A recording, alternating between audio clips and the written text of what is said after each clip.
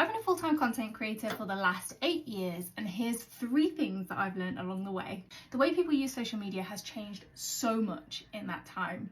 Blogs used to be huge, there was so much community and engagement and sort of, I suppose, loyalty to those creators who used to just come online and talk about their day. There was no real need to perform. I feel like people just had fun, and people would be happy to sit there and watch like a half-an-hour video of somebody chatting away and doing their makeup or talking about what's in their bag. It was all very innocent back in the day.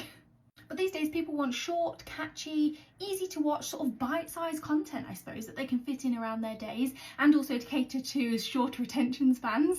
And while there is definitely still a market for those longer form videos, I love to sit down and have like a half-an-hour catch up with my favourite YouTuber with a cup of tea. It's like talking to a friend. I love it. It's mostly quick and catchy these days. And that's okay because things change, which brings me on to my second point. The apps and the algorithms are fickle.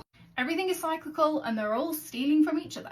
You can't get too bogged down in that because honestly sometimes it just makes no sense. The other day on Instagram I had a 10-second video of an Easter egg that got 2.2 million views. Yet one of my insightful and personal and helpful videos that normally do really well only got around 20k, so it really is luck of the draw a lot of the time. It is what it is, don't stress because it'll all be different again next week. Last but not least, it's not all about the follower number. Yes, it is important to grow, don't get me wrong, but having a smaller following that's really engaged can be a lot more beneficial if you're wanting to make this into a career than having a load of followers that don't actually trust you or listen to a word that you say.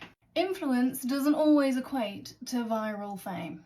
If you look at my numbers on Instagram and YouTube, I am small fry in comparison to a lot of other creators out there. But I'm coming up to 9 years doing this as my full-time job and I'm doing all right. I also still love it after all this time. And yes, while I do get a little bit sad sometimes thinking, oh, maybe I should be bigger, maybe I should have more followers and why isn't this working? And can't believe I have to download another app and learn how to use that one. I'm looking at you, TikTok notes. I just feel so grateful that I'm able to call this my job and that I get to spend my days being creative and talking to people and connecting and hopefully helping people in some strange way with my videos. It just makes me feel all warm and fuzzy inside still after nearly 9 years. And I have very much learned in my time on the internet that you can still make a real difference to people on an individual level, even if you don't have a million followers. So try not to get too bogged down in that.